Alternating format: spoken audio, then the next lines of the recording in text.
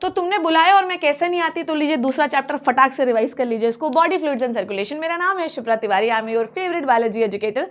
Channel का नाम है नीट इन्फिनिटी और यहाँ पर हमारा टारगेट है कि नीट में कम से कम बायोलॉजी में 350 नंबर आए और पूरे सब्जेक्ट्स में एटलीस्ट 650 प्लस मार्क्स आए। अगर आपको ये ब्यूटीफुल नोट्स चाहिए तो आपको ज्वाइन करना पड़ेगा t.me शिप्रा तिवारी ऑफिशियल, जहाँ पर ये नोट्स आपको मिल जाएंगे जो कि मेरे आपकी हैंड रिटन नोट्स हैं। बॉडी फ्लूइड्स एंड सर्कुलेशन को बेसिकली हम 3 पार्ट में डिवाइड करते हैं। बेसिकली पहला है बॉडी फ्लूइड। बॉडी फ्लूइड के अंदर कौन कौन आता है बेटा जी, that is a blood and live, ठीक है। उसके बाद हम पढ़ेंगे पंपिंग ऑर्गन जिसके अंदर आता है हार्ट, और फिर हम पढ़ेंगे ब्लड वेसल्स और कुछ पोर्टल सिस्टम के बारे में, ठीक है। अब देखो यार, ब्लड जो है ये most commonly used transporting material है जितने भी हायर ऑर्गेनिजम्स होते हैं जो कि न्यूट्रन और गैसेस को ट्रांसपोर्ट करता है। ब्लड एक कनेक्टिव टिश्यू है जिसमें बेटा जी फाइबर्स नहीं होता है, फ्लूइड कनेक्टिव टिश्यू है। इसमें बहुत सारी चीज़ें होती हैं, ठीक है। अब इसका जो मैट्रिक्स होता है वो फ्लूइड होता है, ठीक है। कैसा होता है, फ्लूइड होता है। अब आप देखें ब्लड के 2 पार्ट होते हैं। अगर आप ब्लड को तेजी से घुमाएं तो ऊपर एक लिक्विड तैरता हुआ दिखाई देता है जिसे हम प्लाज्मा कहते हैं, और नीचे ब्लड सेल सेटल हो जाती है जिसे हम कहते हैं formed element. Blood cells 3 type की, आरबीसी, डब्ल्यूबीसी और प्लेटलेट, ठीक है। अब अगर आप बात करें तो ब्लड में टोटल 55% प्लाज्मा का है, 45% जो है वो फॉर्म्ड एलिमेंट्स का है। जो आपका प्लाज्मा है उसका कॉम्पोजिशन सुनिए, दैट इज वेरी इंपॉर्टेंट। 90 से 92% तो प्लाज्मा में पानी ही होता है, जबकि 2 से 8% प्रोटीन्स होते हैं। साथ ही साथ 2% sodium, calcium, magnesium, bicarbonate, chloride, glucose, amino acid, lipid, clotting factor, prothrombin और फाइब्रिनोजन जो कि इनएक्टिव फॉर्म में पड़े होते हैं, जो कि ब्लड क्लॉटिंग में काम आते हैं, ठीक है। अब बेटा जी जो 2.8% जो प्रोटीन है, ठीक है, ध्यान से समझिए, ये जो है बेसिकली इसका काम क्या है ये मैं आपको समझाती हूँ, ठीक है। 2 से 8% तक प्रोटीन हो, 2.8 नहीं, 2 से 8% तक प्रोटीन हो सकता है। 3 प्रकार के प्रोटीन है। एक है एल्ब्यूमिन। एल्ब्यूमिन आपकी बॉडी में ऑस्मो रेगुलेशन करता है, मतलब पानी को होल्ड करके रखता है। अगर एल्ब्यूमिन अच्छा है ना तो पानी की कमी नहीं होती है। नेक्स्ट होता है ग्लोबुलिन, जिससे आपकी बॉडी में एंटीबॉडीज बनती हैं। 5 प्रकार की एंटीबॉडी होती है, आप सभी लोगों को पता है। उसके बाद नेक्स्ट जो प्रोटीन है बेटा जी वो है फाइब्रिनोजन, जो कि ब्लड में कोगुलेशन करने का काम करता है, ठीक है। चलिए नेक्स्ट देखते हैं फॉर्म्ड एलिमेंट्स की। अगर हम बात करें तो सबसे पहला होता है आरबीसी, डब्ल्यूबीसी और प्लेटलेट। अगर हम बात करें कि आरबीसी, इसे हम एरिथ्रोसाइट भी कहते हैं, मैकेनिज्म का नाम है बनने का एरिथ्रोपोइसिस। अगर हम बात करें कि कहाँ बनती है तो रेड बोन मैरो में बनती है, एम्ब्रियोनिक स्टेज में यॉर्क सैक में भी बन सकती है, ठीक है। अगर हम बात करें तो ये कितनी होती है बेटा, 5 से 5.5 मिलियन पर mm³ होती है, ठीक है। अगर हम बात करें कहाँ बनती है, रेड बोन मैरो में बनती है, और लिवर में, अर्ली स्टेज ऑफ लाइफ में लिवर में बनती है, और एम्ब्रियोनिक में यॉर्क सैक में बन सकती है। शेप कैसा होता है, बाइकॉन्केव होता है। किसी भी प्रकार का कोई सेल ऑर्गेनल इसमें नहीं होता है, पहली बात तो ये समझिए, कोई सेल ऑर्गेनल नहीं है। आरबीसी एनारोबिक रेस्पिरेशन करती है। इसका कलर जो है हीमोग्लोबिन की वजह से रेड होता है, ठीक है। आरबीसी में कुछ भी नहीं होता, खाली होती, बहुत सारा हीमोग्लोबिन एकोमोडेट करने के लिए, ठीक है। हीमोग्लोबिन जो होता है बेटा जी वो 2 चीजों से बना है, एक है ग्लोबिन प्रोटीन और एक है हीम, ठीक है। जो आपका हीमोग्लोबिन जो होता है वो बेसिकली 2 अल्फा और 2 बीटा चेन से मिलकर बना है, ठीक है। आपकी बॉडी में 12 से 16 ग्राम हीमोग्लोबिन होना चाहिए पर 100 ml of blood. Life span 120 days का होता है। अगर एक बार आरबीसी खत्म हो गई तो वो जाके स्प्लीन में मर जाती है, इसीलिए हम उसे ग्रेवयार्ड ऑफ आरबीसी कहते हैं। नेक्स्ट है बेटा लिम्फोसाइट। लिम्फोसाइट का अगर हम नंबर देखें तो वो करीब 5000 से 6000 पर mm³ ऑफ ब्लड होता है। 6000 mm³ ऑफ ब्लड दिखाई दिया, ठीक है। इसका जो लाइफ स्पैन है वो कुछ घंटों से लेकर कुछ महीनों तक हो सकता है। जब ये मर जाती हैं तो इनकी आजू बाजू वाली डब्ल्यूबीसी ने खुद खा जाती हैं, या फिर स्प्लीन में जाके भी ये मर सकती हैं, ठीक है। अब ये अलग अलग टाइप की होती हैं। बेसिकली पहला जो टाइप है वो है इनका ग्रेन्युलोसाइट्स। ग्रेन्युलोसाइट्स में क्या होते हैं बेटा जी, ग्रेन्यूल्स प्रेजेंट होते हैं। क्या होते हैं बेटा, ग्रेन्यूल्स प्रेजेंट होते हैं, और इन ग्रेन्यूल्स के अंदर भरे हैं बहुत सारे केमिकल्स, बहुत सारे एंजाइम्स जो आपको धूम तना करके सब जला के राख कर देते हैं। किसको जलाते हैं आइए देखते हैं। सबसे पहले इसको ग्रेन्युलोसाइट को याद रखिए निब से। किसे याद रखिए, निब से, जिसमें पहला एन का मतलब है न्यूट्रोफिल। न्यूट्रोफिल से बड़ा पॉपुलर सवाल आता है। पॉलीमॉर्फो न्यूक्लियर ल्यूकोसाइट कहते हैं, क्योंकि इनका जो न्यूक्लियस होता है उसके बहुत सारे लोब्स होते हैं, मल्टी लोब्ड इनका न्यूक्लियस होता है न्यूट्रोफिल का, इसीलिए हम पीएमएनएल कहते हैं। समझ में आ गई बात। नेक्स्ट देखिए ये क्या काम करता है, जो भी नॉर्मल एलर्जिक रिएक्शंस होती हैं वो इसमें काम करता है। एक और जो इनका बड़ा पॉपुलर है कि ये किस में काम करता है, दैट इज अ फैगोसाइटोसिस। तो न्यूट्रोफिल जो है वो फैगोसाइटोसिस में काम करता है। नेक्स्ट होता है इओसिनोफिल। न्यूट्रोफिल न्यूट्रो क्यों कहते हैं कि न्यूट्रल डाइसिस्टेन होता है। इओसिनोफिल जो होता है बेटा ये एसिडिक डाइसिस्टेन होता है। टोटल परसेंटेज 2 से 3% होता है, ठीक है। इओसिनोफिल का जो न्यूक्लियस है वो ईयरफोन शेप का होता है, और ये आपकी बॉडी में anti helminthic reaction, anti parasitic reaction के लिए रिस्पॉन्सिबल है, ठीक है, एलर्जिक रिएक्शन भी करता है। बेसोफिल जो होता है बेटा ये सबसे कम होता है न्यूट्रोफिल, एक्चुअली सारी जितनी भी WBC उसमें सबसे कम बेसोफिल ही होता है। बेसोफिल की बड़ी बहन जो होती है मास्ट सेल, बेसोफिल ब्लड में होता है, जब यही बेसोफिल टिश्यू में घुस जाता है तो उसे मास्ट सेल कहते हैं, ठीक है।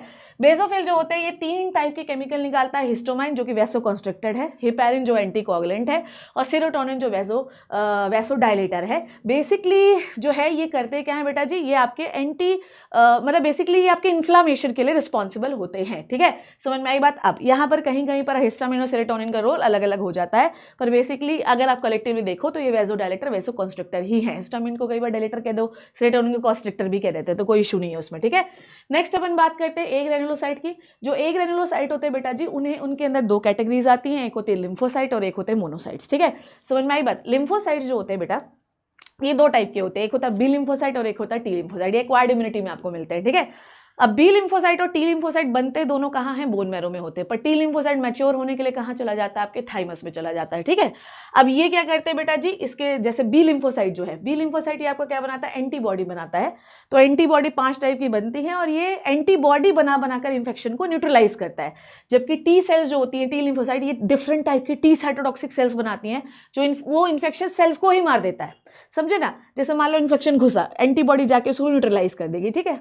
उसके बाद अगर हम बात करें टी लिम्फोसाइट की, तो ये टी लिम्फोसाइट तो और ही डेंजरस है। ये टी साइटोटॉक्सिक सेल्स इतनी डेंजरस होती है बेटा, इतनी डेंजरस कि ये उस इन्फेक्शियस सेल्स को ही मार देती हैं जिसमें इन्फेक्शन घुसा हुआ है। नेक्स्ट होती है मोनोसाइट। मोनोसाइट की बड़ी बहन को मैक्रोफेज कहते हैं और ये भी फैगोसाइटोसिस करती है। तो ये एक बड़ा क्वेश्चन आता है कि कौन सी सेल फैगोसाइटोसिस करती है, न्यूट्रोफिल और मोनोसाइट्स, ठीक है। नेक्स्ट ल्यूकोसाइट जो होते हैं ये अमीबॉइड मूवमेंट शो करते हैं ताकि किसी भी जगह से निकलकर ये इन्फेक्शन की जगह पर आ सके, ठीक है। मोनोसाइट और न्यूट्रोफिल ये फैगोसाइटोसिस शो करते हैं। नेक्स्ट बेटा जी आपके पास 1.5 लाख से 3 लाख पर mm³ होने चाहिए प्लेटलेट।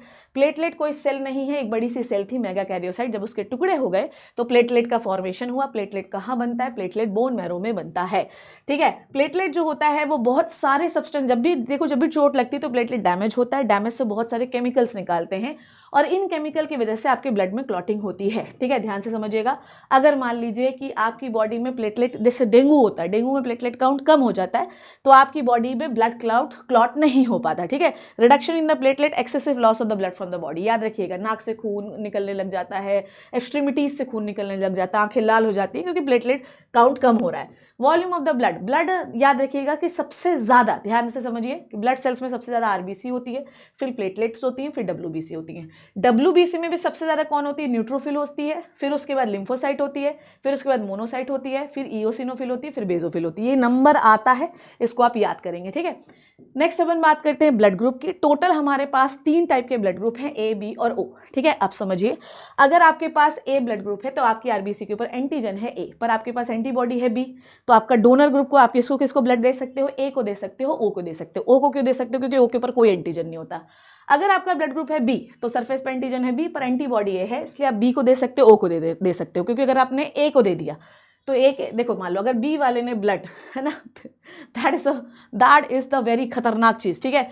जब भी हम किसी को, जैसे मान लो तुम्हें हम ब्लड लेना है, जैसे मान लो तुम्हें ब्लड लेना है तो तुम क्या देखोगे, सरफेस पे एंटीजन क्या है। अगर तुम्हें ब्लड किसी को देना है तो तुम्हारी एंटीबॉडीज देखी जाएंगी, तो ये बात हमेशा याद रखनी है, ठीक है। ए बी वाला जो होता है उसके पास सरफेस एंटीजन ए बी होता है, इसके पास कोई एंटीबॉडी नहीं होती है बेटा जी। ए बी वाला जो है वो किसी से भी ब्लड ले सकता है, ए बी से, ए से, बी से, ओ से, ठीक है। तो ए वाला किससे ब्लड ले सकता है, कौन है ओ, ए वाले के लिए डोनर ग्रुप ए या ओ से ले सकता है। बी वाला किससे ले सकता है, बी या ओ से ले सकता है। ए बी वाला किसी से, ओ वाला जो है वो दे सबको सकता है, पर ले वो जो है भैया जी सिर्फ ओ ही से सकता है, ठीक है। तो यूनिवर्सल ब्लड डोनर है ओ ब्लड ग्रुप और एक्सेप्टर है ए बी, ठीक है। चलिए अब आते हैं आरएच ग्रुपिंग। जब हम बात करते हैं कि ओ सबको दे सकता है तो कौन सा ओ दे सकता है, ओ नेगेटिव, क्योंकि ओ नेगेटिव के ऊपर कोई एंटीजन नहीं होता। अगर आप बात कर रहे हो पॉजिटिव की तो ओ पॉजिटिव के ऊपर एंटीजन होता है RH, ठीक है। This is called as RH antigen, rhesus antigen, जो रिहिसस मंकी से आया है। तो मैक्सिमम पीपल जो ह्यूमन पीपल है उसमें RH एंटीजन होता है, ठीक है। तो ओ पॉजिटिव वाला सिर्फ ओ पॉजिटिव को ही दे सकता है, नेगेटिव वाला सबको दे सकता है क्योंकि उसके पास कुछ भी नहीं एंटीजन है। तो देखिए RH पॉजिटिव अगर हम बात कर रहे हैं आरबीसी के ऊपर, ठीक है, तो आपकी बॉडी में देखिए RH पॉजिटिव हो, ठीक है, ऑन द आरबीसी तो RH antibody absent. RH negative हो तो आपके पास तब भी RH एंटीबॉडी नहीं होगी, ठीक है। एंड RH एंटीजन पर अगर अच्छा, दैट इज़ वेरी खतरनाक सवाल, ठीक है। मान लीजिए कि कोई RH नेगेटिव मदर है, उसकी पहली प्रेगनेंसी में RH पॉजिटिव बच्चा आ गया, ठीक है, कोई दिक्कत नहीं, पहली प्रेगनेंसी बढ़िया, कोई दिक्कत नहीं। पर जब क्या होता है कि पहली प्रेगनेंसी की डिलीवरी हो जाती होते समय प्लेसेंटा जब रप्चर होता है तो फीटस की कुछ RBC ना माँ के ब्लड में चली जाती हैं। माँ के ब्लड को ये समझ में आता है कि मैं तो RH नेगेटिव हूँ, ये कौन सी RBC आ गई। अब उसके फलस्वरूप उसकी बॉडी में बनती हैं एंटीबॉडीज़। क्या बनती है? एंटीबॉडीज़। उस समय पर वो एंटीबॉडीज़ उस RBC को किल कर देती हैं, कोई टेंशन नहीं, क्योंकि थोड़ी सी RBC हैं। पर बदले में क्या बना चुकी है बेटा जी? बदले में बन चुकी मेमोरी सेल्स। अब क्या होता है, जैसे ही, ध्यान से समझिएगा, जैसे ही सेकंड प्रेगनेंसी होती है, जैसे ही सेकंड प्रेगनेंसी होती है, ये जो मेमोरी सेल्स है इनको पता चल जाता है कि ये जो फीटस है ये तुम्हारा नहीं है, और ये मेमोरी सेल्स कुत्तों की माफिक डिवाइड करके खूब सारी एंटीबॉडी बनाती हैं, और ये एंटीबॉडी प्लेसेंटा से पास होकर आपके फीटस के RBC को किल करना शुरू कर देती हैं। समझ रहे हो? This is called as erythroblastosis fetalis. आपने एरिथ्रोसाइट को तोड़ दिया, इससे बच्चे को एनीमिया, जॉन्डिस हो जाता है, सीवियर केसेस में मृत्यु भी हो जाती है। ट्रीटमेंट के लिए हम लोग क्या करते हैं? ट्रीटमेंट के लिए हम लोग रोगम नाम की एक एंटीबॉडी का इंजेक्शन फर्स्ट डिलीवरी के बाद पेशेंट को लगा दिया जाता है। इससे क्या होता है कि जो एंटीबॉडीज़, जो हमने नेचुरल एंटीबॉडीज़ दी हैं पेशेंट को, वो RBC के जो बच्चे की RBC है ना उसके चारों तरफ लग जाती है। तो जब हमारी नेचुरल एंटीबॉडी जब प्लेसेंटा से माँ की पहुँचती है बच्चे के पास, तो वो बच्चे की RBC में बाइंड होने की वजह से रोगम से बाइंड हो जाती है, जिससे बच्चे की कोई किलिंग नहीं होती है। ठीक है, तो ये वाली बात समझ में आई आपको? चलिए नेक्स्ट अपन बात करते हैं, है ना। अगर मान लीजिए आपको बहुत चोट लग गई तो आपका प्लेटलेट टूटता है, आपका टिश्यू टूटता है, समझ रहे हो नहीं समझ रहे हो? तो इससे बहुत सारी केमिकल्स निकलते हैं और इस केमिकल की वजह से होती है क्लॉटिंग। समझिए, प्लेटलेट जो है ये क्यों ज़रूरी है? प्लेटलेट के केमिकल क्यों ज़रूरी है? क्योंकि ब्लड क्लॉट होना ज़रूरी है, अदरवाइज नहीं होगा, हीमोफीलिया हो जाएगा। चलिए अब ये सीक्वेंस देखते हैं। मान लीजिए कि आपका कोई डैमेज हुआ, जब इंजरी हुई तो आपका टिश्यू भी डैमेज हुआ और आपका प्लेटलेट भी डैमेज हुआ। इन दोनों ने थ्रोम्बोप्लास्टिन निकाला in the presence of calcium. Thromboplastin एक कैस्केड रिएक्शन को शुरू करेगा, स्टेप बाय स्टेप रिएक्शन को, जिसमें से क्या होता है बच्चे, थ्रोम्बोप्लास्टिन जो है वो प्रोथ्रोम्बिन को एक्टिवेट करता है थ्रोम्बिन में। पर याद रखिएगा, ध्यान से समझिएगा, जो थ्रोम्बोप्लास्टिन है वो एक ग्रुप ऑफ एंजाइम को एक्टिवेट करता है जिसका नाम है थ्रोम्बोकाइनेस। थ्रोम्बोकाइनेस प्रोथ्रोम्बिन को थ्रोम्बिन में कन्वर्ट करता है। ये थ्रोम्बिन जो है ये फाइब्रिनोजिन, जो कि सॉल्युबल फाइबर है, इनको इनसॉल्युबल फाइबर फाइब्रिन में कन्वर्ट कर देता है। ये फाइब्रिन उस जगह पर जाते हैं जहां इंजरी लगी हुई है, फटाफट से सारे RBC WBC सारी डैमेज चीज़ों को पकड़ लेते हैं और उस जगह को सील कर देते हैं और थोड़े समय के बाद क्लॉट बन जाता है। ठीक है, नेक्स्ट अपन बात करते हैं लिम्फ क्या होता है। पहली बात तो ये समझिए, एक चीज़ जो मैं आपको समझाती हूँ, अगर आप अपने प्लाज्मा से क्लॉटिंग फैक्टर को निकाल दें, that is a prothrombin and fibrinogen, तो बनेगा सीरम। क्या बनेगा? सीरम बनेगा, और सीरम क्लॉट नहीं हो सकता, तो plasma minus clotting factor equals to serum. ठीक है, अब आ जाइए नेक्स्ट देखते हैं लिम्फ क्या होता है। जब आर्टरी से ब्लड वेन की ओर जा रहा होता है तो आर्टरी में प्रेशर ज़्यादा होता है, वेन में प्रेशर कम होता है। ठीक है, अब ये कैसे हुआ? क्योंकि बीच में जो कैपिलरी बेड है जो दोनों को कनेक्ट कर रहा है, वहाँ से चीज़ें फिल्टर होकर टिश्यू में चली जाती हैं। राइट है बच्चे? ये जो टिश्यू के अंदर फ्लूइड पहुँचा इसको हम कहते हैं टिश्यू फ्लूइड। क्या कहते हैं बेटा? Tissue fluid. साथ में इस कैपिलरी बेड से बहुत सारी WBCs भी बाहर हो जाती हैं। अब ये टिश्यू फ्लूइड में जब आप WBC मिला देते हो तो इसे कहते हैं लिम्फ। अब ये क्या काम कर रहा है? मेरी बात ध्यान से समझिएगा। टिश्यू क्या प्रोड्यूस करता है? Carbon dioxide. वो पहले इस लिक्विड में आएगा टिश्यू फ्लूइड में, फिर जाएगा कैपिलरी बेड में, फिर चले जाएगा वेन में। अगर आर्टरी इधर से आर्टरी आ रही है, उसने कैपिलरी बेड को ऑक्सीजन दिया, ऑक्सीजन टिश्यू फ्लूइड में जाएगा, फिर जाएगा आपके सेल में। तो कोई भी चीज़ अगर हमें कैपिलरी बेड से, क्योंकि आपको पता है ना आर्टरी से एक्सचेंज होता है ना वेन से एक्सचेंज होता है, जो एक्सचेंज हो रहा है वो कैपिलरी से होता है। कोई भी चीज़ अगर हमें सेल को देनी है या सेल से लेनी है तो tissue fluid is the medium, और टिश्यू फ्लूइड को जब थोड़ा सा हम मॉडिफाई फिल्ट्रेट वगैरह कर देते हैं तो लिम्फ बन जाता है। अल्टीमेटली आपके मन में ये सवाल होना चाहिए कि मैम अगर हम बीच में से सामान निकाल रहे हैं तो वॉल्यूम ऑफ द ब्लड तो कम हो जाएगा, पर ऐसा नहीं होता। जो लिम्फ होता है बेटा उसको हम लिम्फेटिक कैपिलरी में भेजते जाते हैं ताकि नया लिम्फ बनता जाए, पुराने वाले को भेजते जाइए। लिम्फेटिक कैपिलरी ज्वाइन होती है लिम्फेटिक वेसल से, लिम्फेटिक वेसल ज्वाइन होती है लिम्फेटिक डक्ट से, और लिम्फेटिक डक्ट जाके अल्टीमेटली वेन में ही ज्वाइन हो जाती है। लिम्फ का फ्लो हमेशा ऑपोजिट होता है, उल्टा होता है, हार्ट की ओर होता है। ठीक है, समझ में आई बात? तो substance that leak out from the blood capillaries fill हो जाता है, टिश्यू फ्लूइड कहते हैं। ठीक है, लिम्फ में क्या क्या है? वाटर है, मिनरल है, लार्ज प्रोटीन नहीं होते, कोई प्लेटलेट नहीं, कोई RBC नहीं, पर WBC है। ठीक है, फंक्शन क्या है? एक्सचेंज करना है न्यूट्रिएंट को। ब्लड देखो यार, it is a medium, lymph is a tissue fluid, lymph is a purified filtrate form of the tissue fluid, ये मीडियम होता है, ये मीडिएटर है, ठीक है। lymph क्या है? it is the interstitial fluid when enter to the lymphatic system called as lymph, drained back to the major band, ठीक है। कॉम्पोजिशन क्या है? सेम है, देखो यार सेम प्लाज्मा जैसा है, बस clotting factor RBC large protein नहीं होते lymph में, ठीक है। फंक्शन क्या है भैया जी? जो आपको पता है इंटेस्टाइन के चारों तरफ जो लिम्फेटिक वेसल होती है फैट अब्सॉर्ब करती है, जिनको हम लेक्टल्स कहते हैं, ठीक है। चलिए भैया नेक्स्ट देखते हैं। अब देखिए ब्लड में ब्लड मतलब plasma, RBC, WBC, platelet, plasma मतलब blood minus cellular component, serum मतलब plasma minus clotting factor, interstitial fluid मतलब टिश्यू फ्लूइड। अब देखो दोनों में डिफरेंस क्या है टिश्यू फ्लूइड और लिम्फ में? टिश्यू फ्लूइड में क्या क्या होता है बेटा जी? Blood minus platelets plus RBC plus macro protein, ठीक है, ये हो गया इंटरस्टिशियल फ्लूइड, ठीक है, that is tissue fluid, plus थोड़ा सा डब्ल्यूबीसी इसमें डाल देंगे तो ये क्या बन जाएगा? लिम्फ बन जाएगा, ठीक है। तो लिम्फ में लिम्फोसाइट होते हैं, ठीक है। नेक्स्ट होता है circulatory pathway. We have two kinds of circulatory pathway in the environment. एक होता है ओपन में क्या होता है कि हार्ट ब्लड तो पंप करता है पर वो आर्टरीज में भी जाता है, पर बेसिकली आर्टरी के बाद कैपिलरी बेड में जाना चाहिए, फिर आर्टरीरियोल में, वेन्यूल में, फिर वेन में जाना चाहिए, पर इनमें ऐसा नहीं होता। हार्ट ने ब्लड पंप किया, आर्टरी में गया, आर्टरी ने पूरे बॉडी में फेंक दिया। This is the open circulatory system, कोई पाथवे नहीं है ब्लड वेसल्स का, ठीक है। इसकी वजह से प्रेशर मेंटेन नहीं हो पाता। बहुत सारे उसमें हैं, दैट इज आर्थ्रोपोडा में, मोलस्का में।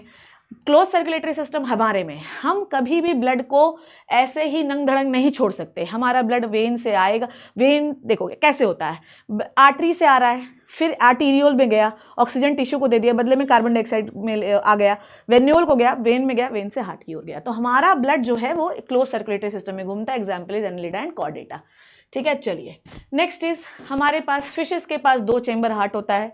फिशेस के पास हमेशा याद रखिए कभी भी ऑक्सीजनेटेड ब्लड हार्ट में जाता ही नहीं है। फिश हमेशा डीऑक्सीजनेटेड ब्लड को ही पंप करता है, गिल्स को भेजता है, गिल्स में ऑक्सीजनेशन होता है, गिल्स से बॉडी में ब्लड जाता है, सारी बॉडी ऑक्सीजन खींच लेती है, बदले में कार्बन डाइऑक्साइड दे देती है, फिर वो डीऑक्सीजनेटेड ब्लड हार्ट में आता है। सिर्फ एक बार ही हार्ट में आता है, इसलिए सिंगल सर्कुलेशन कहते हैं।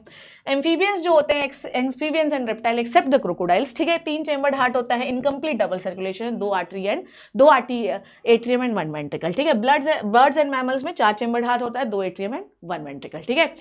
ह्यूमन सर्कुलेटरी सिस्टम में बात करते हैं, हार्ट जो होता है वो मीजोडर्मल होता है, ठीक है। हार्ट की कवरिंग जो होती है सबको पता होना चाहिए, पेरिकार्डियम होती है। हार्ट की जो कवरिंग है वो डबल वॉल्ट होती है, ठीक है, दोनों वॉल के बीच में पेरिकार्डियल फ्लूइड होता है, ठीक है, जो कि फ्रिक्शन से बचाता है। नेक्स्ट अपन बात करते हैं, हार्ट के पास 4 चेंबर है, ये है एट्रिया, ठीक है, ध्यान से समझिएगा, ये है atria and this one is a ventricle, this is a right atrium, right ventricle, left atrium, left ventricle, ठीक है। सुपीरियर वेना कैवा से आता है डायफ्राम के ऊपर से ब्लड, इंफीरियर वेना कैवा से आता है डायफ्राम के नीचे से ब्लड। राइट एट्रियम में आया, राइट एट्रियम जो है उस राइट एट्रियम में अभी क्या हुआ है बेटा, ब्लड भर रहा है, ठीक है। फिर क्या होता है, ब्लड भर गया, प्रेशर से एक वॉल खुलता है जिसे हम कहते हैं tricuspid wall. Tricuspid wall right atrium right ventricle के बीच में होता है, ब्लड वेंट्रिकल में आ गया है, ठीक है। राइट वेंट्रिकल से निकलती है पल्मोनरी आर्टरी, जो कि एक्सेप्शन है, जो कि ब्लड को लेकर जाती है कहाँ पर, पल्मोनरी आर्टरी कहाँ लेकर जाती है, लंग्स के पास, लंग्स में ऑक्सीजनेशन होता है। फिर आता है आपका पल्मोनरी वेन से, जो कि एक एक्सेप्शन है, लेफ्ट वेंट्रिकल में, लेफ्ट एट्रियम में, लेफ्ट एट्रियम से लेफ्ट वेंट्रिकल में। लेफ्ट एट्रियम और लेफ्ट वेंट्रिकल के बीच में बाइकस्पिड वॉल, पहले एट्रियम में ब्लड भरेगा, ये वॉल्व ओपन होंगे, ब्लड चला जाएगा यहाँ पे, ठीक है। अब मेरी बात ध्यान से समझिएगा, पल्मोनरी आर्टरी है ना, अब आपका ब्लड जो है वो वेंट्रिकल में भरा हुआ है, अब वेंट्रिकल में ब्लड भरता जाएगा, वेंट्रिकल कॉन्ट्रैक्ट होंगे और जितना भी ब्लड है वो चला जाएगा एओर्टा में। पर पल्मोनरी आर्टरी और एओर्टा में होता है सेमील्यूनर वॉल्व। तो याद रखिएगा कि जब आर्ट्रियम से ब्लड राइट वेंट्रिकल में आता है और जब आपका लेफ्ट वेंट्रिकल से लेफ्ट एट्रियम से लेफ्ट वेंट्रिकल में ब्लड आता है तो वेंट्रिकल साथ में कॉन्ट्रैक्ट होते हैं, सेमील्यूनर वॉल्व ओपन होता है, राइट वाला ब्लड दे देता है पल्मोनरी आर्टरी को, लेफ्ट वाला दे देता है एओर्टा को, ठीक है। अब अगर आप देखो तो राइट एट्रियम के ऊपर एक नोडल टिश्यू है जिसे कहते हैं एसे नोड, जो कि पेस मेकर कहलाता है, ये ऑटोरिदमिक होता है, एक बार में अपने अंदर 70 से 72 टाइम्स रिदम जनरेट कर देता है और कॉन्ट्रैक्शन के लिए।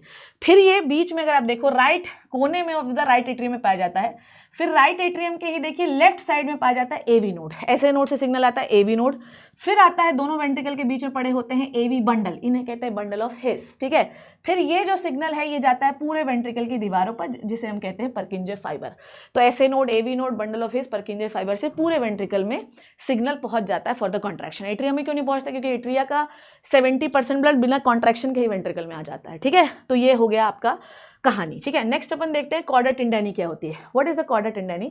ध्यान से समझिएगा कि आपकी ना जो आपकी ट्राइकस्पिड और बाइकस्पिड वॉल्व होती है, ध्यान से समझिए, जो ट्राइकस्पिड एंड बाइकस्पिड वॉल्व होती है, यहाँ पर क्या होते हैं बेटा जी, इस तरीके से पेपिलरी मसल्स होती हैं। ट्राइकस्पिड एंड बाइकस्पिड वॉल से जोड़ने के लिए जो धागे होते हैं उन्हें हम कहते हैं कॉर्डा टेंडेनी, ठीक है। आपके दोनों एट्रियम जो होते हैं वो सेपरेट होते हैं बेटा इंटर एट्रियल सेप्टम से। दो वेंट्रिकल सेपरेट होते हैं इंटर वेंट्रिकुलर सेप्टम से। एट्रिया और वेंट्रिकल सेपरेट होते हैं आर्ट्रियो वेंट्रिकुलर सेप्टम से, ठीक है। वेंट्रिकल की दीवारें एट्रिया से मोटी होती है। कॉर्डा टेंडेनी बता दिया। देखो यार, बाइकस्पिड वॉल को माइट्रल वॉल भी कहते हैं। वॉल्व से वेंट्रिकल की वॉल को जोड़ने के लिए जो धागे होते हैं उनको कहते हैं कॉर्डा टेंडेनी, जो वॉल को ओपन और क्लोज करते हैं। इनका कॉन्ट्रैक्शन और रिलैक्सेशन से वॉल्व ओपन और क्लोज होता है, ठीक है। ब्लड सर्कुलेशन जो होता है, हार्ट की दीवारों पे जो ब्लड सप्लाई होता है बेटा, उसे हम लोग क्या कहते हैं, उसे हम लोग कहते हैं कोरोनरी सर्कुलेशन, ठीक है। नेक्स्ट बेटा जी, ऐसे नोड जो होता है, ये मैंने बताया राइट कॉर्नर राइट एट्रियम 70 से 75 टाइम्स जो है वो एक्शन पोटेंशियल जनरेट करता है। यही रिदम मेंटेन करता है, यही इनिशिएट भी करेगा, मेंटेन भी करेगा, पेस मेकर है। फिर सिग्नल जाता है लेफ्ट कॉर्नर पे राइट एट्रियम पे प्रेजेंट है एवी नोड, ये स्प्रेड करता है। भाई इसी का काम होता है सेट करो, इतना जो आ रहा जरूरी नहीं कि हम सारा वेंट्रिकल को देते हैं, सेट करेंगे, फिर एवी बंडल को जाएगा, फिर परकिंजे फाइबर्स को जाएगा। एवी बंडल, फिर एवी बंडल इज दिस, ठीक है, AV bundle is this, bundle of His is this and Purkinje fibre is this, ठीक है। तो ये हो गया एवी बंडल, ये हो गया बंडल ऑफ हिस और ये हो गया परकिंजे फाइबर, पूरे वेंट्रिकल की दीवारों पे पहुंच जाता है, ठीक है। चलिए भैया, let's move to the cardiac cycle. एक हार्ट बीट होने में हम लोगों को लगता है 0.8 सेकेंड। कितना सेकेंड लगता है बेटा जी? 0.8 सेकेंड। ध्यान से सुनिएगा, ठीक है। अब क्या होता है कि आपका पल्मोनरी, देखो ध्यान से एवरीबॉडी प्लीज ध्यान सुनिए, वेना कैवा से आ रहा है राइट एट्रियम में ब्लड, पल्मोनरी आर्टरी से आ रहा है लेफ्ट एट्रियम में ब्लड, ठीक है। ब्लड भर गया, कोई दिक्कत नहीं। इस समय पर दोनों वॉल्स, एवी वॉल्स, बाइकस्पिड ट्राइकस्पिड दोनों खुले हुए हैं, तो जो ब्लड आ रहा है वो सीधा वेंट्रिकल में जाता जा रहा है। 70% ब्लड की फिलिंग वेंट्रिकल में ऐसी हो जाती है, ठीक है। फिर क्या होता है बेटा, इसे कहते हैं पैसिव फिलिंग ऑफ ब्लड, और यहाँ पर अभी आपका जो एट्रिया भी रिलैक्स है, वेंट्रिकल भी रिलैक्स है, ठीक है। इसे कहते हैं जॉइंट डायस्टोल, और ये 0.4 सेकेंड का होता है। जॉइंट डायस्टोल 0.4 सेकेंड का है, 70% ऑफ वेंट्रिकल फिल होते हैं, एवी वॉल्व ओपन होता है। पर जैसे ही जॉइंट डायस्टोल खत्म होता है वैसे अब एट्रिया कॉन्ट्रैक्ट करेगा।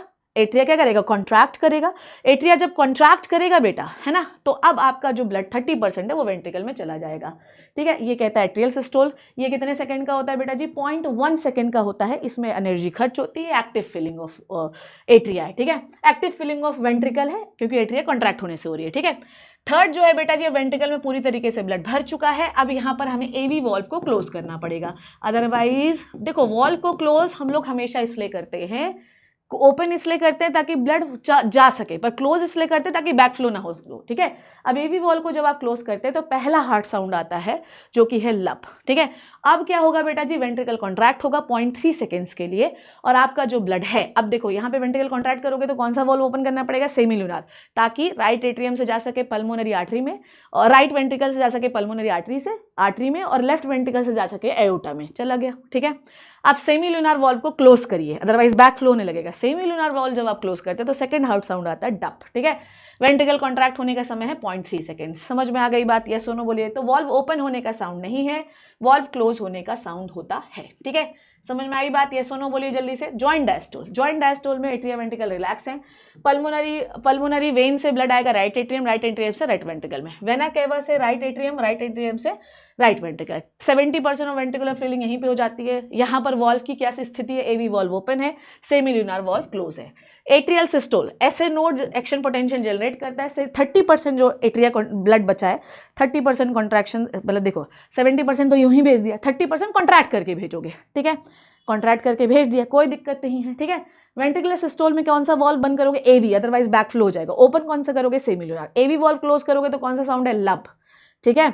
ओके ओके बच्चे, ठीक है। ओके, एट्रिया रिलैक्स होगा, एवी वॉल्व क्लोज हो गए, सेमील्यूनार ओपन होंगे, ब्लड जो है वेंट्रिकल से आपकी एओर्टा और पल्मोनरी आर्टरी में चला जाएगा। ड्यूरेशन पूरे कार्डियक साइकिल का 0.8 सेकेंड है, ठीक है बच्चे। I hope this is clear to you everybody. तो ये वाली स्टेप्स आपको याद रखने हैं, कौन कितने समय का है। जॉइंट डायस्टोल 0.4 सेकेंड का है, एट्रियल सिस्टोल 0.1 सेकेंड का है। अब याद रखना कि अगर 0.1 सेकेंड एट्रिया कॉन्ट्रैक्ट हो रहा है तो रिलैक्स कितने समय तक था? 0.7। अगर वेंट्रिकल कॉन्ट्रैक्ट 0.3 सेकेंड के लिए हुआ तो रिलैक्स कितने समय के लिए था? 0.5 सेकेंड। आप टोटल को काउंट करोगे तो भी 0.8 आएगा, आप इनको भी काउंट कर लो, 0.3, 0.1, 0.4, ठीक है।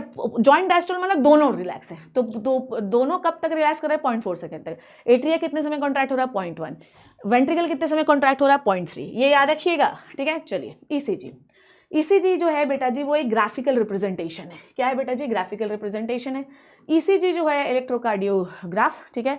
इलेक्ट्रोकार्डियो जो हमको, देखो यार मेरी बात ध्यान से समझिएगा, that is a very important thing, है ना। हम जो भी चीज़ ले रहे हैं इलेक्ट्रोकार्डियोग्राम जो हमें देखने के लिए मिलता है ईसीजी, ठीक है। ईसीजी जो है ये इलेक्ट्रिकल एक्टिविटी ऑफ हार्ट बताता है, ठीक है। ये आपके में क्या होता है, आपकी दोनों रिस्ट में और लेफ्ट एंकल पे लीड्स लगा दी जाती हैं और आपकी क्या इलेक्ट्रिकल एक्टिविटी चल रही है वो देख सकते हैं हम लोग, ठीक है। इसमें ये दिखता है कि कहीं ब्लॉकेज वॉकेज तो नहीं है। अब कैसे दिखता है मैं आपको बताती हूँ। सबसे पहले होती है पी वेव, ठीक है। पी वेव हमको ये बताती है भैया जी कि अभी क्या हो रहा है, एट्रिया कॉन्ट्रैक्ट हो रहा है, ठीक है। QRS complex that is a very important, क्योंकि इसी का नंबर गिन के हमें बताते हैं कितनी हार्ट बीट है तुम्हारी, सही चल रही है नहीं चल रही है। QRS कॉम्प्लेक्स हमको बताता है कि वेंट्रिकल कॉन्ट्रैक्ट हो रहा है, ठीक है। अगर क्यू वेव, ध्यान से सुनिए, क्यू वेव की जो है याद रखिएगा, क्यू वेव शुरू हो गई मतलब कि वेंट्रिकल का कॉन्ट्रैक्शन शुरू हो गया है, ठीक है। Q wave indicates the end of the systole of atria and start the systole of the ventricle, ठीक है। टी वेव हमको क्या बताती है? टी वेव हमको ये बताती है कि वेंट्रिकल अब रिलैक्स हो रहा है, ठीक है, रिलैक्स हो रहा है। End of the T wave marks the end of the systole. Q wave हमको बताती है कि वेंट्रिकल सिस्टोल होना स्टार्ट हुआ है, टी वेव हमको बता रही है कि वेंट्रिकल रिलैक्स हो गया है, ठीक है। समझ में आई बात? मतलब रिलैक्स हो गया ना, रिलैक्स होना शुरू, यहां तक रिलैक्स रहेगा, फिर नेक्स्ट शुरू होगी, ठीक है। क्लियर है बच्चों? अगर हमें टी वेव की साइज में कमी दिखाई दे तो इसे कहते हैं कोरोनरी इस्चीमिया, और QRS कॉम्प्लेक्स गिनकर हम ये बता सकते हैं कि भैया सही चल रहा है सिस्टम या नहीं, ठीक है। नेक्स्ट देखिए डबल सर्कुलेशन। आपकी बॉडी में हार्ट में 2 बार ब्लड जाता है, एक तो बॉडी से आ रहा है, बॉडी को जा रहा है, बॉडी से आ रहा है, बॉडी को जा रहा है, this is called as systemic circulation, ठीक है। अब पल्मोनरी आर्टरी से लंग्स को ब्लड दे रहे हो, पल्मोनरी वेन से लंग से ब्लड ले रहे हो, दिस इज पता पल्मोनरी सर्कुलेशन, 2 बार हार्ट में ब्लड आ रहा है, डबल सर्कुलेशन, ठीक है। ब्लड वेसल, आपकी ब्लड वेसल में टोटल 3 लेयर्स हैं बेटा, 3 टाइप की ब्लड वेसल हैं, आर्टरी, वेन और कैपिलरी, ठीक है। कैपिलरी सिंगल लेयर होती है, सील एक्सचेंज वहां से होता है, ठीक है। सबसे आउटर इंटरनल लेयर होती है tunica, tunica interna, simple squamous epithelium. बीच वाली होती है ट्यूनिका मीडिया, स्मूथ मसल से बनी। Tunica external fibrous connective tissue से बनी हुई है, ठीक है। अब देखिए ब्लड वेसल्स में याद है कि आर्टरी जो होती है वो बहुत मोटी होती है, इसलिए उसकी ल्यूमेन जो होती है, जो छेद होता है वो कम होता है, क्योंकि बाहर से मोटाई ज्यादा है। आर्टरी हमेशा अंदर की ओर होती है, प्रेशर ज्यादा होता है, आर्टरी पे वॉल्व नहीं होता है। समझ में आई बात? चलिए नेक्स्ट अपन देखते हैं। तो कैपिलरी सिंगल लेयर होता है, आर्टरी नैरो होती है। आर्टरी जो होती है वो हमेशा हार्ट से ब्लड बाहर की ओर लेके जाती है, ठीक है। Unlike the artery, when contain the walls, वो वेन की वॉल पतली है, वेन का ल्यूमेन चौड़ा है, वेन में प्रेशर भी कम होता है, वेन में वॉल्स भी होती हैं, और वेन हार्ट की ओर डीऑक्सीजनेटेड ब्लड लेके जाती है। एक्सेप्शंस की बात नहीं कर रहे हैं। अब आ जाइए हेपेटिक पोर्टल सिस्टम। हमारी बॉडी में एक यूनिक सिस्टम शुरू होता है जो कैपिलरी से ही शुरू होता है, कैपिलरी पे ही खत्म होता है, ठीक है। यूजुअली जब भी कोई डीऑक्सीजनेटेड ब्लड है उसे सीधे हार्ट में जाना चाहिए, तो इंटेस्टाइन में, ध्यान से सुनिए, इंटेस्टाइन का जो डीऑक्सीजनेटेड ब्लड है जो कि न्यूट्रिएंट लेके चल रहा है उसे कायदे से कहाँ जाना चाहिए? लीवर के पास जाना चाहिए, पर वो हार्ट के पास जाना चाहिए, पर हार्ट की जगह लीवर पे चला जाता है। कैपिलरी ब्लड लेती है और अपनी फिर ब्लड वेसल को देती है, और एक हिपैटिक पोर्टल वेन, देखो ऐसा होता है, इंटेस्टाइन से निकले, कैपिलरी ने लिया, फिर ये है आपकी पोर्टल वेन। ये पोर्टल वेन जो है बेटा ये कैपिलरी के माध्यम से लीवर में खुल गई। लीवर में क्या हुई बेटा? सॉर्टिंग हुई, क्या मुझे लेना ले लूंगा, मैं स्टोर कर लूंगा, और जो तुझे देना दे दूंगा। अब लीवर से निकलेगी नॉर्मल हिपैटिक वेन, और इस हिपैटिक वेन के थ्रू सारा कहानी जो है, सारा ब्लड आपकी हार्ट की ओर जाएगा। समझ में आई बात? इसे कहते हैं हिपैटिक पोर्टल सिस्टम। ऐसे हाइपोफेजियल पोर्टल सिस्टम होता है। हाइपोफेजियल पोर्टल सिस्टम में क्या होता है कि कैपिलरी से हम हाइपोथैलेमस के सारे हार्मोन लेते हैं, पिट्यूटरी को दे देते हैं। समझ में आई बात? Next is the coronary circulation, जो कि सप्लाई करता है ब्लड ऑफ द हार्ट उसकी, ठीक है। नेक्स्ट इज आपका जो हार्ट है वैसे तो ऑटोरिथमिक है, ठीक है, समझ में आई बात। पर कभी कभी हार्ट, देखो यार हमारा हार्ट मायोजेनिक है, न्यूरोजेनिक हार्ट नहीं है हमारा, मायोजेनिक। हम खुद कंट्रोल करते हैं, खुद हार्ट बीट शुरू करते हैं, पर हार्ट बीट बढ़ाना घटाना थोड़ा ब्रेन कर सकता है। हार्ट बीट का जो सेंटर है बेटा वो मेडुला ऑब्लोंगेटा में है, और ये ऑटोनॉमिक नर्वस सिस्टम से एक्टिवेट होता है। मतलब आपकी हार्ट बीट में कंट्रोल करने में आपका कोई रोल नहीं है, वो खुद ही, जो सिंपैथेटिक नर्व्स हैं वो सिग्नल देंगे तो हार्ट बीट बढ़ जाएगा, पैरासिम्पैथेटिक जब देंगे तो हार्ट बीट नॉर्मल हो जाएगी। ऐसे ही जब आपकी बॉडी में डोपामीन होगा तो हार्ट नॉर्मल होगा, रिलैक्स होगा, ठीक है। सिंपैथेटिक नर्व्स जिससे हार्ट बीट बढ़ती है, वेंट्रिकुलर कॉन्ट्रैक्शन बढ़ता है, कार्डियक आउटपुट भी बढ़ जाता है, ठीक है, समझ में आई बात। ओके, एक और चीज यहां से मुझे और आई, that is a stroke volume. एक बार में वेंट्रिकल कितना ml ब्लड बाहर निकालता है? 70 ml, that is a stroke volume.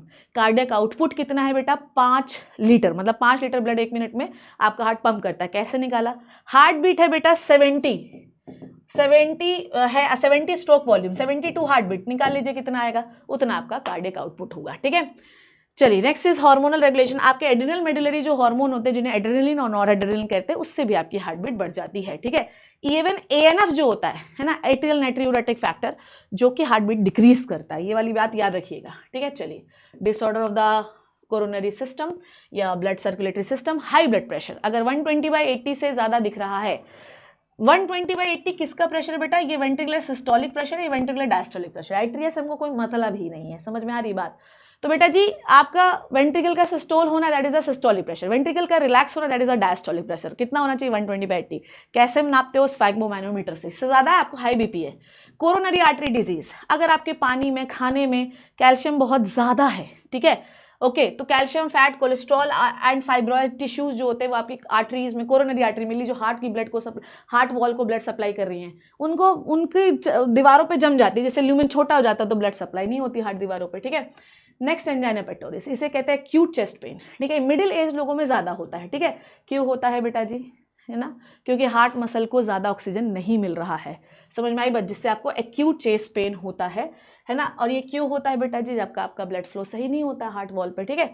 Next is the heart failure, ठीक है। अगर आपका हार्ट सही तरीके से या decrease ineffective pumping of heart कर रहा है तो हार्ट फेल हो जाएगा। इसे कहते हैं कंजेस्टिव हार्ट फेलियर भी। कई बार ऐसा होता है बेटा कि हम सिगरेट बहुत पीते हैं, जिससे लंग्स ब्लॉक हो जाते हैं। अब अगर लंग्स ब्लॉक हो जाएंगे तो ऑक्सीजन ब्लड को नहीं देंगे, तो ब्लड जा तो रहा है हार्ट के पास, पर ऑक्सीजन नहीं मिल रही हार्ट की दीवारों को। हार्ट की दीवार जो है वो धीरे धीरे जो, देखो यार, ब्लड को, बॉडी को ऑक्सीजन चाहिए ना, तो हार्ट की वॉल को भी ऑक्सीजन चाहिए। तो हार्ट की वॉल को ऑक्सीजन कैसे दोगे आप बताओ? कैसे दोगे बताओ भाई? यहीं से दो देंगे, लंग्स से तो देंगे। अब लंग्स खुद ही नहीं दे रहा है, तो एक तो हार्ट की वॉल्स को नहीं मिला ऑक्सीजन, तो धीरे धीरे पंप करने लगती हैं। अब धीरे धीरे पंप करेंगे तो बॉडी ऑर्गन्स को धीरे धीरे मिलेगा, जिससे हार्ट धीरे धीरे काम करते करते धीरे फेल ही हो जाता है कि अब हमको नहीं काम करना है। कार्डियक अरेस्ट, सडन स्टॉप हो गया, पूरी मसल डैमेज हो गई, स्टॉप बीटिंग, ठीक है। नेक्स्ट है हार्ट अटैक, मायोकार्डियल इंफ्रैक्शन कहते हैं, ठीक है। अब देखो यार, हार्ट फेलियर के बाद आता है आपका दिस हार्ट अटैक, ठीक है। पहले स्लो हो जाती हैं, धीरे धीरे वो डैमेज होने लगती हैं, ठीक है। डैमेज होने लगती हैं, धीरे धीरे ब्लड सप्लाई डैमेज हो गई तो आपको क्या आ जाएगा? हार्ट अटैक आ जाएगा, है ना। बार बार हार्ट अटैक आ रहा है तो एक समय के बाद अरेस्ट हो जाएगा, ठीक है। चलिए भैया, तो ये हो गए आपके बॉडी फ्लूइड्स एंड सर्कुलेशन का शॉर्ट रिविजन। आई होप कि हमने सारी चीज़ें जो है वो कवर कर ली हैं। आई होप चीज़ें आपको समझ में आ गई हैं। I hope you learn and enjoy the video. To get the notes आपको यहाँ पे ज्वाइन करना है। मेरा टारगेट ये है कि सारे चैप्टर्स जो है वो मैं आपको इसी तरीके से रिवाइज करवा दूँ। इसको आप स्लो करके भी देख सकते हो, फास्ट करके भी देख सकते हो, टोटली आपकी इच्छा है, ठीक है। Next chapter excretory product and elimination. Thank you so much, love you and bye bye.